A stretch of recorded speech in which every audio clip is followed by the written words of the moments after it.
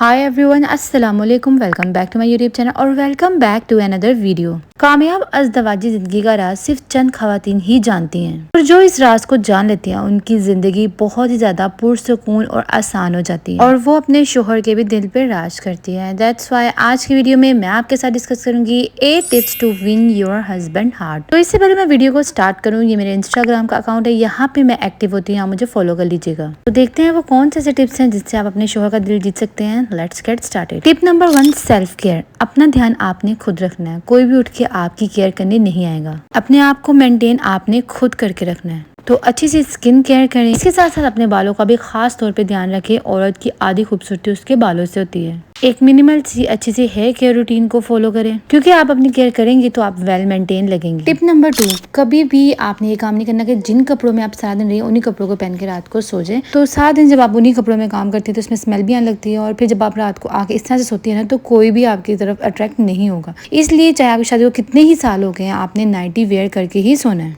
Tip number 3, अपने hygiene को आपने मेंटेन रखना है। ऐसा नहीं कि 3-3, 4-4 दिन गुजर जाए और अपना हाई ना। इसके साथ साथ अपने बॉडी के अनवांटेड हेयर को अपने टाइमली रिमूव कर लेना है और इससे बहुत ज्यादा आवाजारी भी होती है। इन खवातीन को इरिटेशन का मसला है प्राइवेट पार्ट में, तो आपने इस तरह से ये वेजाइनल वॉश यूज करना है। क्रैनवी का है, बहुत अच्छा है। अगर आपके प्राइवेट एरिया से स्मेल आती है तो ये ऑर्गेनिक ब्लूम का वेजिटाइट मिस्ट यूज करें, बिल्कुल भी आपको ये इशू नहीं होगा। आज खवातीन अपने शोहर के करीब जाते हुए घबराती हैं कि उनके इस तरह से प्राइवेट पार्ट से स्मेल आती है, तो आप इस स्प्रे को यूज करें, ये बेस्ट है इस मसले के हल के लिए। और एक और चीज जो हमारे कॉन्फिडेंस को लूज करती है वो है डार्क प्राइवेट पार्ट, तो उसके हल के लिए भी मैं आपको क्रीम बताती हूँ। ऑर्गेनिक ब्लूम की प्राइवेट पार्ट वाइटनिंग क्रीम है, बेस्ट है इस मसले के हल के लिए। Tip number 4, dress to impress. Dress बहुत ज़्यादा ज़रूरी होता है किसी को भी इम्प्रेस करने के लिए, और फिर बात तो आपके हस्बैंड की है। तो ट्राई कीजिए कि जो भी आपने ड्रेस वेयर करना हो अपने हस्बैंड की चॉइस के अकॉर्डिंग वेयर करें। जिस तरह की उनको ड्रेसिंग पसंद है आप उस तरह की ड्रेसिंग को प्रेफर करें। जैसे मेरे हस्बैंड को बहुत ज़्यादा हैवी ड्रेसेस नहीं पसंद, तो मेरी कोशिश होती है कि मैं सिंपल ड्रेसिंग ही करूँ, और ये भी कोशिश होती है कि जो कलर्स उनको पसंद है मैं वही कलर वेयर करूँ। Tip number 5, reset your room. तो ये एक बहुत ही इंपॉर्टेंट टिप है जो मैं आपको देने जा रही हूँ। बाज़ खवातीन क्या करती हैं कि सारा दिन रूम गंदा रहता है और शाम को थके हारे हुए हस्बैंड जब रूम में रेस्ट करने के लिए आते हैं और वो गंदा रूम देखते हैं तो वैसे ही उनका मूड खराब हो जाता है। तो गर्ल्स, आपने कभी भी ऐसा नहीं करना है। आपका रूम एक ऐसी जगह होती है जहाँ पे आपने मेंटली और फिजिकली तौर पे रेस्ट करना होता है। तो इस जगह के इन्वायरमेंट को बेहतर बनाना ये आपका काम है। यहाँ पे एक अच्छी वाइब क्रिएट करना आपका काम है।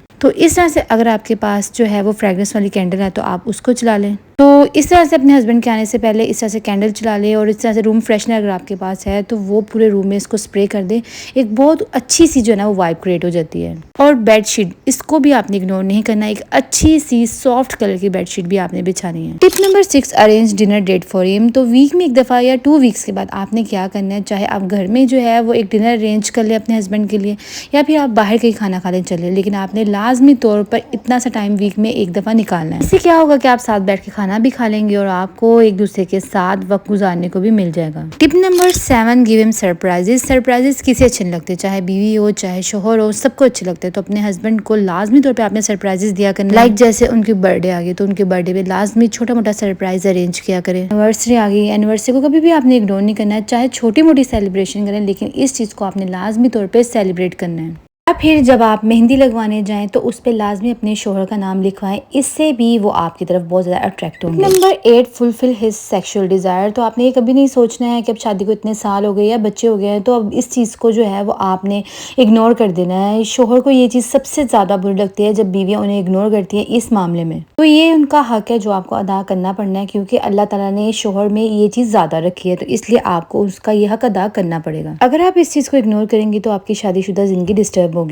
So yeah, that's it for today's video. I hope this video may be helpful for you. Keep supporting me. अपना बहुत सारा ख्याल रखिएगा। अल्लाह हाफिज।